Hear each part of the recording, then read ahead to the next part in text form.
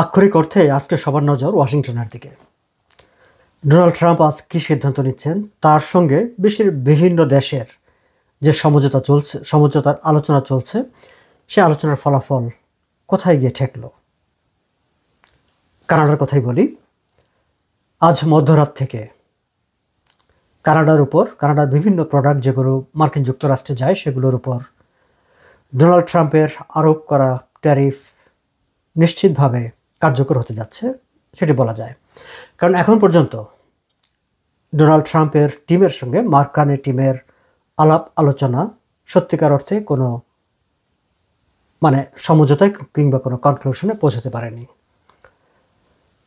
Mark Carney phone করেছিলেন Donald ট্রাম্পকে। Donald Trump তার ফোন ধরেননি, এবং সেই তথ্যটি ডোনাল্ড ট্রাম্প নিজেই জানিয়েছেন। সাংবাদিকদের সঙ্গে আলাপকালে তিনি বলেছেন যে মার্ক কার্নি ফোন করেছিল, কিন্তু তার সঙ্গে আমার কথা হয়নি।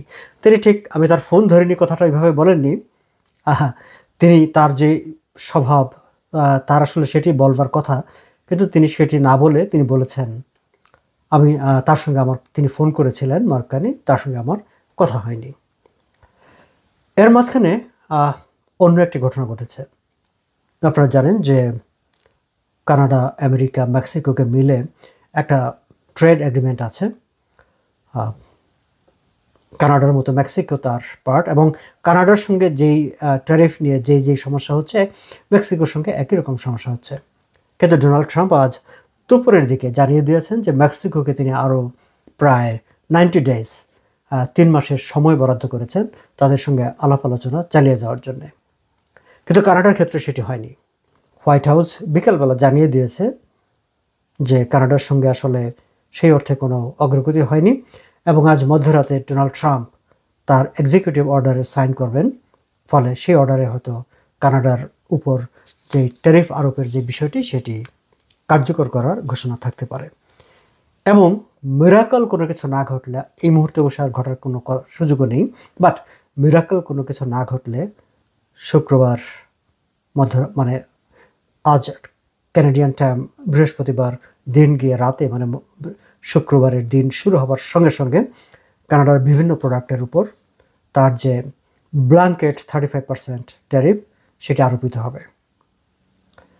এখন এই মাঝখানে আলাপ আলোচনার মধ্যে সেটিকে 25%-এর রাখা হয়েছিল।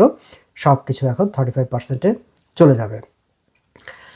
অবশ্য মার্ক কার্নি এখনও আশাবাদী যে একটি সমঝোতায় পৌঁছানো হয়তো সম্ভব হবে বা আলাপ আলোচনা চলবে, কিন্তু 1 আগস্টের মধ্যে কোনো সমঝোতা বা কোনো সিদ্ধান্ত যে হবে না, সেটি মার্ক কার্নি এবং ডোনাল্ড ট্রাম্প দুজনেই তাদের বক্তৃতায় এর আগে স্পষ্ট করেছেন। মার্ক কার্নির উপর এতদিনকার তার ডোনাল্ড ট্রাম্পের যেসব চাওয়া পাওয়া আছে, নতুন করে তার আরও একটি অসন্তোষ তৈরি হয়েছে। আপনারা জানেন যে গতকালই মার্ক কার্নি ঘোষণা দিয়েছেন যে তিনি অবশ্য কতগুলো শর্তের কথা উল্লেখ করেছেন, যে সেই শর্তগুলো পূরণ সাপেক্ষে প্যালেস্টাইনকে আলাদা রাষ্ট্র হিসাবে স্বীকৃতি দেওয়ার বিষয় নিয়ে কানাডা ভাবছে, এবং আগামী সেপ্টেম্বর নাগাদ সে ব্যাপারে সিদ্ধান্ত হবে, সংসদে এগুলো নিয়ে আলাপ আলোচনা হবে।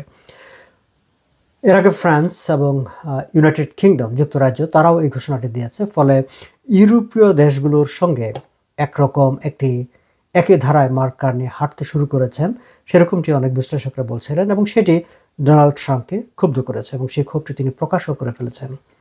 এটি নিয়ে কানাডার ভেতরেও রাজনীতিকদের মধ্যে মতভিন্নতা আছে, নানা রকম বিরোধ শুরু হয়েছে। প্রধান বিরোধী দল কনজারভেটিভ পার্টি, তারা আলাদা অবস্থান জানিয়েছেন বিবৃতি দিয়ে। সেগুলো নিয়ে আমি অন্য ভিডিওতে আলোচনা করব। আজকে এখানে শুধু রিলেভেন্ট অংশটুকুই আপনাদের সঙ্গে শেয়ার করছি, যে ডোনাল্ড ট্রাম্প বলেছেন তার যে অসন্তোষ সেটি তিনি প্রকাশ করেছেন, এবং তিনি এটিও বলেছেন যে এই যে মার্ক কার্নির সিদ্ধান্ত বা ঘোষণা যে প্যালেস্টাইনকে আলাদা রাষ্ট্র হিসাবে স্বীকৃতি দেওয়ার চিন্তা কানাডার, সেটি তার এই যে নেগোসিয়েশন ট্যারিফ নিয়ে যে ট্রেড আলোচনা, বাণিজ্য আলোচনা, সেই বাণিজ্য আলোচনায় বিরূপ প্রতিক্রিয়া হবে বলে ডোনাল্ড ট্রাম্প আগে সেটি জানিয়ে দিয়েছিলেন। যাই হোক, আমি যে মুহূর্তে কথা বলছি বৃহস্পতিবার সন্ধ্যা 7:30, এই মুহূর্ত পর্যন্ত কানাডা আমেরিকার এই যে বাণিজ্য আলোচনা 5 মাস ধরে যেই অস্থিতিশীলতা চলছে, সেটি সমাধানে কোনো উপসংহারে পৌঁছা যায়নি। আমরা সামনের দিনগুলোতে নজর রাখবো যে কোন দিকে যাচ্ছে ঘটনা প্রবাহ। যখনই কোনো ডেভেলপমেন্ট থাকবে আপনাদেরকে জানিয়ে দেব। আর প্যালেস্টাইন নিয়ে মার্ক কার্নের যে ঘোষণা এবং সেটি নিয়ে কানাডিয়ান রাজনীতিতে যে অস্থিরতা তৈরি হয়েছে কিংবা যে বিরোধপূর্ণ অবস্থান, যে ডিভাইডেশনটা তৈরি হয়েছে, সেটি নিয়ে আমি আলাদা ভিডিওতে কথা বলবো। আপনারা নিশ্চয়ই আমার সঙ্গে থাকবেন। ধন্যবাদ সবাইকে, ভালো থাকবেন।